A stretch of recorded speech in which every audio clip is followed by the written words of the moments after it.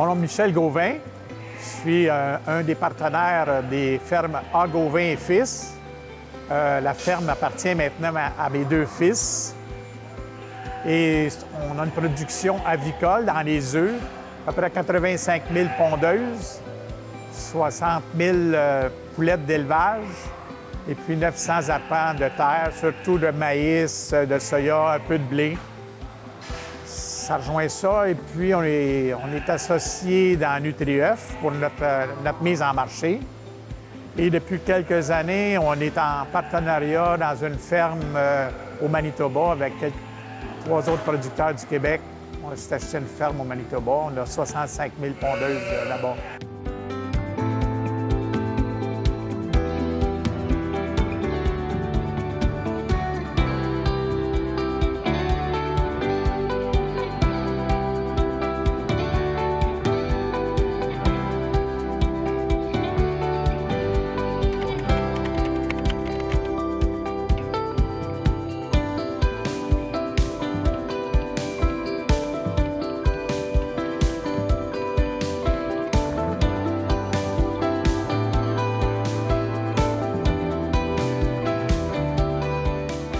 Moi, je suis la quatrième génération sur la ferme.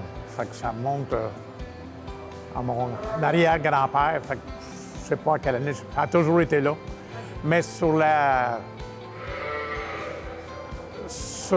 le nom des fermes A. Gauvin, c'est depuis 1980.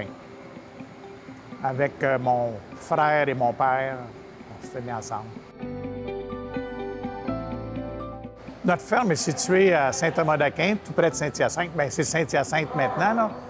Et puis, présentement, on élève 85 000 pondeuses, 60 000 poulettes d'élevage, et puis on a 900 arpents de terre ici. La grande culture, surtout maïs, soya, un peu de blé. Puis, ça arrange avec ça pas mal, là. Disons que ça occupe beaucoup.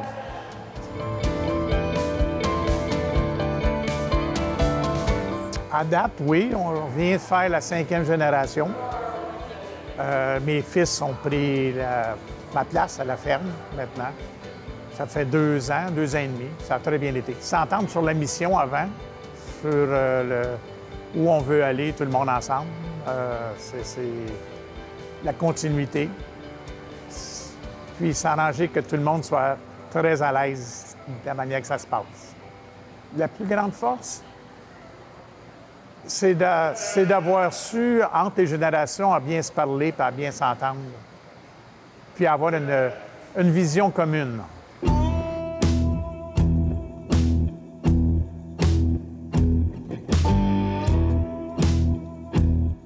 Chez nous, on a toujours voulu être impliqué dans différentes choses, soit à l'UPA, soit dans d'autres organismes, en coopérative, tout ça. Puis on a toujours été très impliqués socialement. Là. Mon père avant moi, moi je le suis, puis maintenant c'est mon fils qui l'est. Puis on s'est impliqué partout où on pouvait s'impliquer.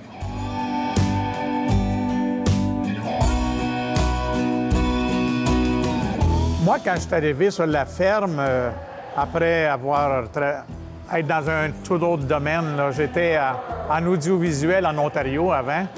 Puis je suis revenu sur la ferme en 80, rejoindre mon père et mon frère. On a formé la structure juridique actuelle, les fermes A. Gauvin et Fils. Mais je suis la 4e génération sur la ferme. Et puis, on vient juste de finir la transition là, avec mes fils, mes deux fils, il y a 2 ans. Et puis maintenant, la ferme, c'est à eux. Là. Disons que je suis un conseiller plus que d'autres choses sur la ferme présentement.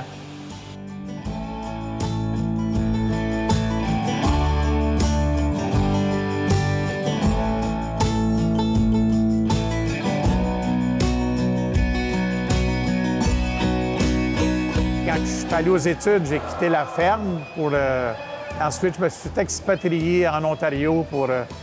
J'étais parti pour apprendre mon anglais. Je suis parti pour 2 ans, puis je suis resté 10 ans finalement. Fait que... Après, je suis revenu sur la ferme. Ça me manquait trop. Je pense que pour réussir sur une ferme, il faut avoir la passion. Parce que c'est tellement d'heures, c'est tellement... certaines périodes de l'année, c'est difficile parce que on ne voit pas les journées passer. Il y a trop de choses à faire, mais en même temps, c'est le fun.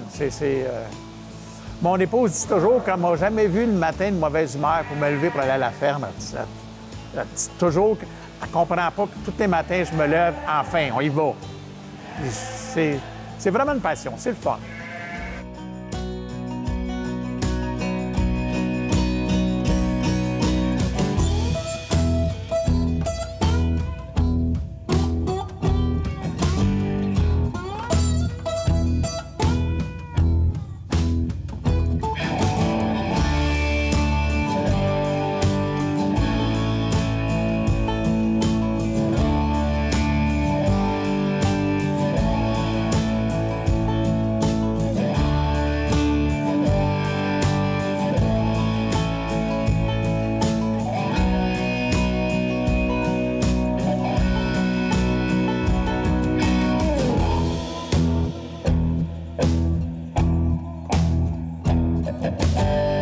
Les plus grands défis, c'est tous les changements, autant technologiques que le bien-être animal et tout. Il faut tout se réajuster. Puis, on a toujours essayé d'être un peu en avant de la parade, ce qu'on essaye encore de faire. Puis c'est un défi majeur dans les prochaines années. Présentement, on est après changer les poulaillers, qu'on avait des cages conventionnelles, puis maintenant, on s'en va là, avec les nouvelles normes. On a commencé à détruire, d'ailleurs, la semaine passée, un ancien poulailler pour reconstruire avec toutes les nouvelles normes. Puis, on s'en va de l'avant avec ça, là.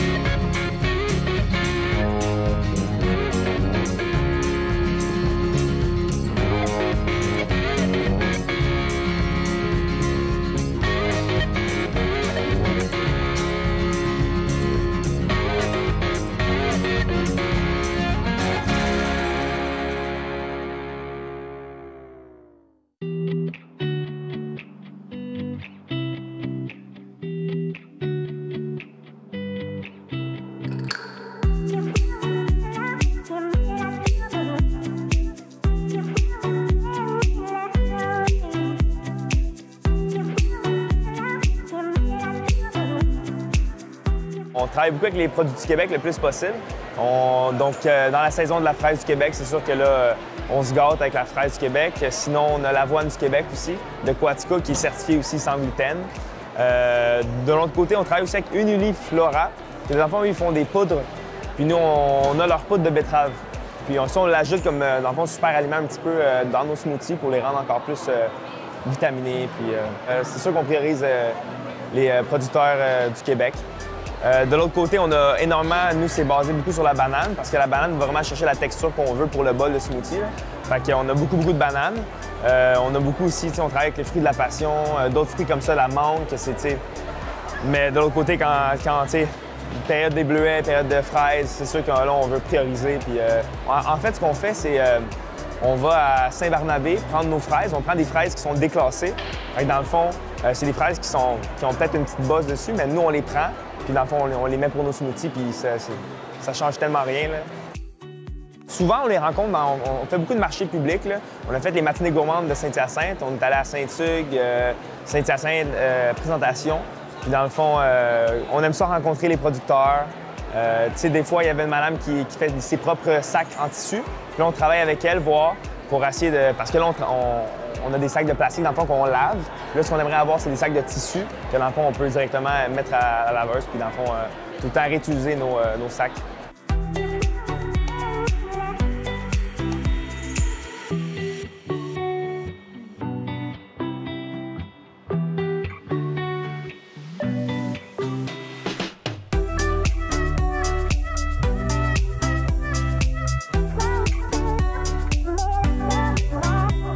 Au début, quand je suis arrivé sur la ferme, tout était manuel. Maintenant, c'est pas mal mécanisé.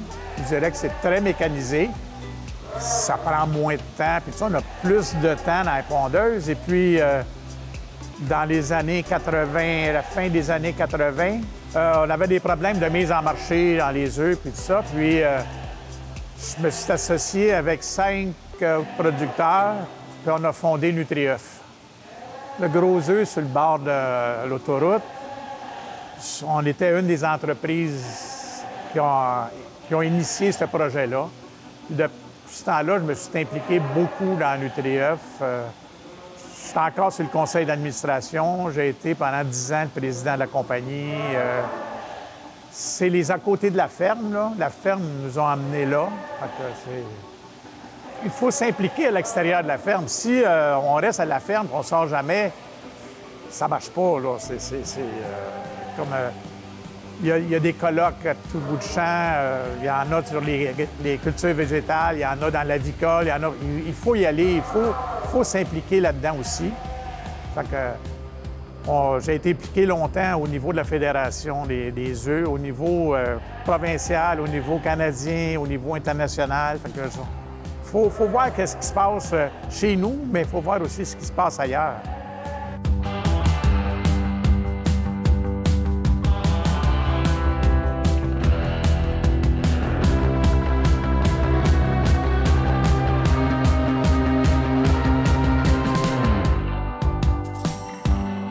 Il y a des quotas. C'est un système de gestion de l'offre. Puis, ça implique aussi un paquet de réglementations, justement, à cause de la gestion de l'offre.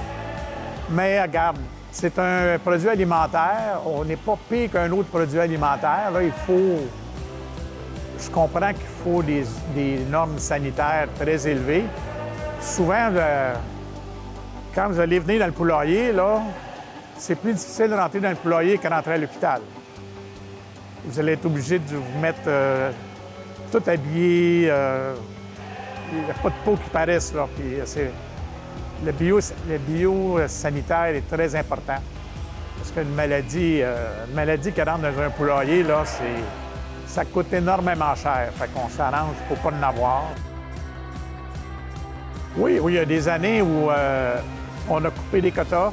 Il fallait réduire la production parce que surtout dans les épisodes là, de cholestérol, quand le cholestérol était bien important pour les gens, là, la production a baissé, la demande avait baissé.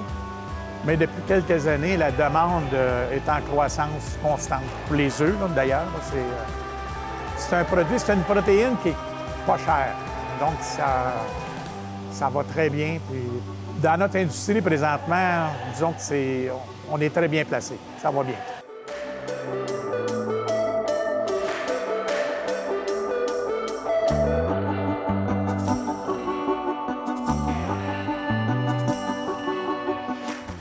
Je me souviens quand j'étais jeune, tout était manuel. Puis aujourd'hui, du manuel en tant que tel, il y en a de moins en moins.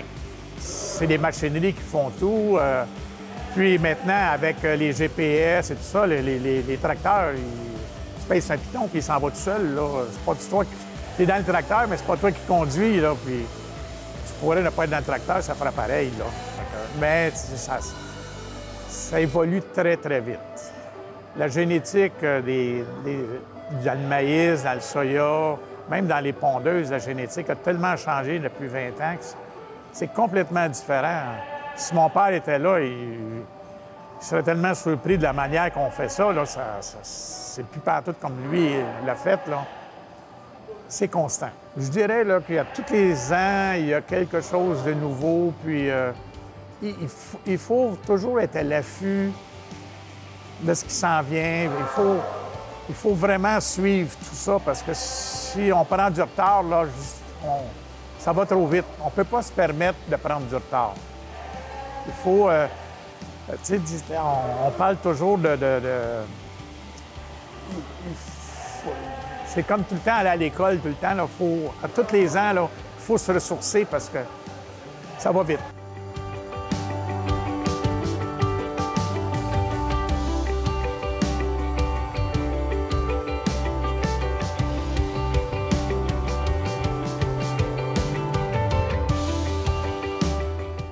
souvent, les tendances vont commencer ailleurs. Le Canada, là-dessus, on est à la traîne des États-Unis et de l'Europe pas mal. On voit, ça commence toujours soit en Europe, soit aux États-Unis, puis si on embarque dans la vague. On est un petit pays, puis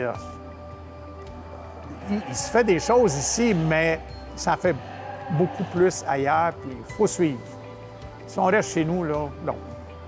C'est comme tout le bien-être animal, là, ça n'a pas commencé au Québec, là. Ça a commencé en Europe, ça a commencé aux États-Unis, en Californie. Puis là, ça s'est envenu ici, puis même si ça avait été du Québec, on était peut-être, il y a 5 ans, les moins avancés là-dedans. Aujourd'hui, on est un des leaders dans le bien-être animal, mais il y a 5 ans, on était en retard. On a pris le retard, puis...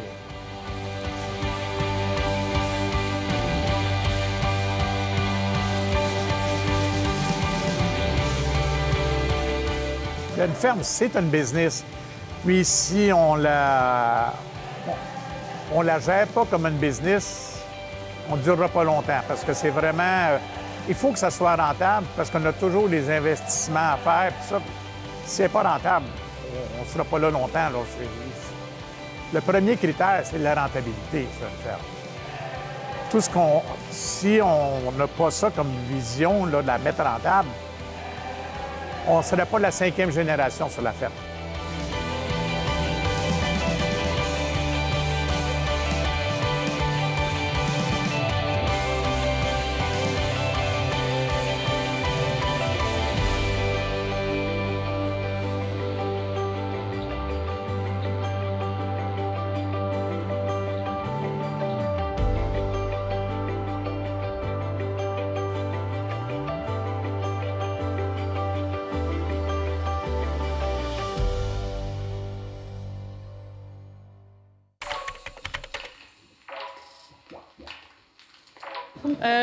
Pas riche, pas pauvre.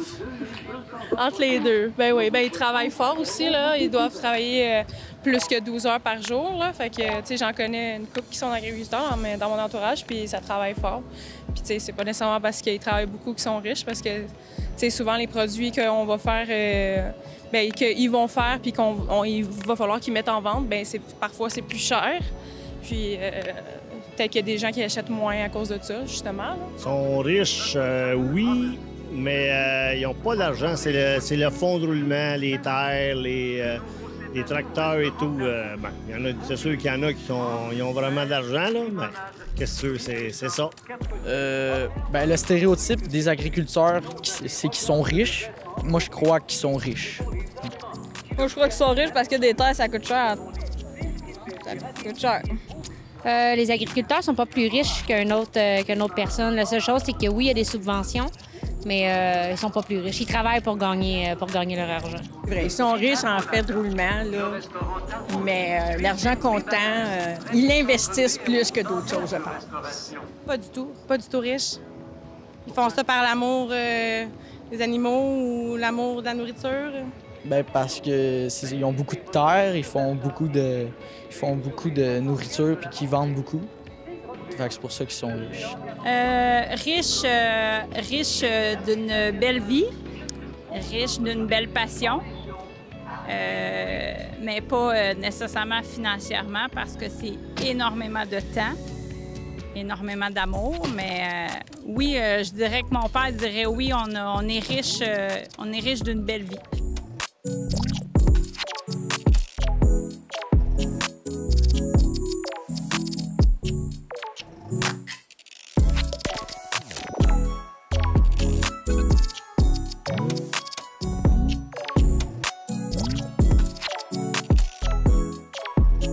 C'est sûr que les accords avec les États-Unis, ça affecte les œufs, le poulet, le lait, mais peut-être au moins grand pourcentage chez les œufs. C'est nous autres que ça touche le moins, là. Ça nous touche quand même un peu, là, mais c'est pas dramatique comme dans le lait. Mais à un moment donné, il va falloir que le Canada y mette un pied à terre, qu'il arrête d'ouvrir un petit peu parce qu'à un moment donné, on ne serait plus capable de maintenir ça, là. C'est la quantité de produits qui rentrent gratuitement des États-Unis, tout ça, sans tarif. Fait que c'est un peu touché, là.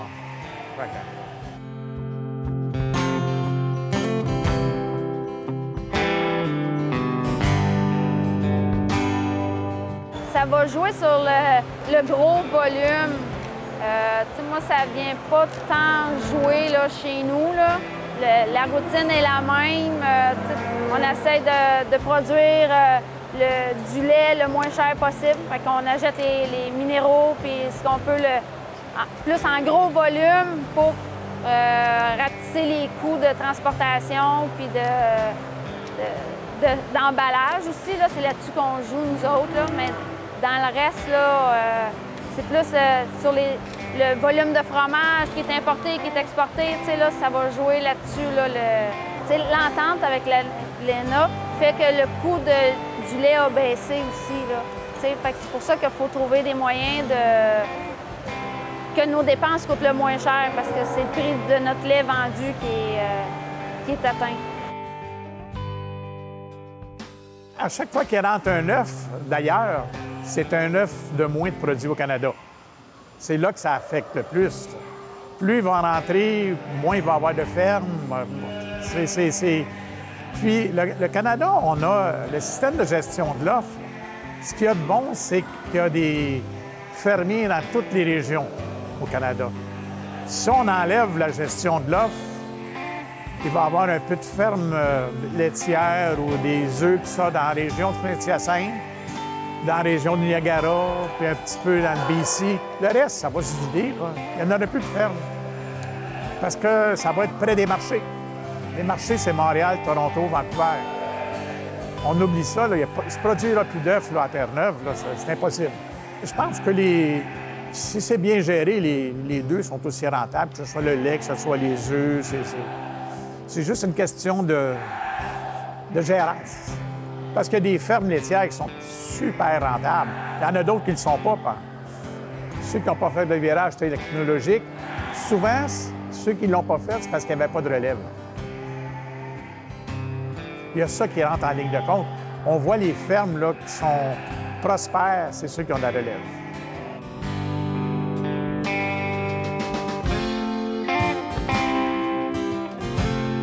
Ça a toujours été ouvert chez nous. J'ai toujours dit aux enfants chez nous, la ferme, moi, c'était une passion. Puis je vous le demanderai jamais de prendre la ferme, d'être sur la ferme si ça ne vous tente pas, puis si vous n'aimez pas ça. La seule chose que je vais vous demander, c'est d'avoir un diplôme universitaire. Dans n'importe quoi, dans ce que vous voulez, dans ce qui vous intéresse, puis dans... Après ça, on pourra parler. Avant ça, on n'en parle même pas. Puis là, les gars disaient, oui, mais pourquoi? Oui, mais c'est une business, c'est de la gestion. Puis, oui, mais si je fais ça dans n'importe quoi, ça n'a rien à voir avec la ferme. Je dis oui, ça va t'amener une manière de penser, une manière de faire des choses, que tu vas être plus ouvert. Puis... Finalement, les deux sont allés à l'université. Les deux ont fait le bac en politique internationale, ce qui n'a rien à voir avec la ferme. Mais après ça, ils se sont rendus compte que ça les a aidés pour juste de ne pas... comment je dirais, de ne pas rester stické sur une idée, là, qu'on peut dire, qu'ils ont ouvert les horizons. Puis aujourd'hui, ils sont prêts, quand ils ont besoin de quelqu'un, ils vont chercher l'aide qu'ils ont besoin. Ils n'essayent pas de tout faire tout seuls. Ils ont ils ont toujours travaillé sur la ferme l'été, les fins de semaine, tout ça. Et puis, le plus vieux, lui, après l'université, il a commencé comme employé sur la ferme. Puis l'autre, le deuxième, lui, a pris un an de sabbatique pour faire le tour du monde en pack-sac. Puis après, il s'est emmené sur la ferme aussi. Puis là, ils ont travaillé quelques ans sur la ferme, puis ils ont passé de travailleurs sur la ferme à la gérance de la ferme. Puis après ça, on a commencé à faire le transfert tranquillement. Moi, tout ce que je les ai demandé, s'ils voulaient s'impliquer dans la ferme, c'était quoi leur plan d'affaires pour les 5 prochaines années, les 10 prochaines années. Puis après ça, on s'est assis avec les comptables, les avocats, puis on l'a fait sur 2 ans, 2 ans et demi, avant de tout s'assurer que tout le monde était à l'aise puis qu'on était tous sur la même longueur d'onde, là. De moins en moins. Puis Comme je leur dis, vous m'appelez quand vous avez besoin. Moi, je suis pas... les décisions, je vais vous aider, mais c'est pas moi qui les prends, c'est eux. Le décisionnel, c'est eux. Je vais les aider. Je suis comme, comment ils appellent ça, là, un conseiller. C'est plus un conseiller que d'autres choses.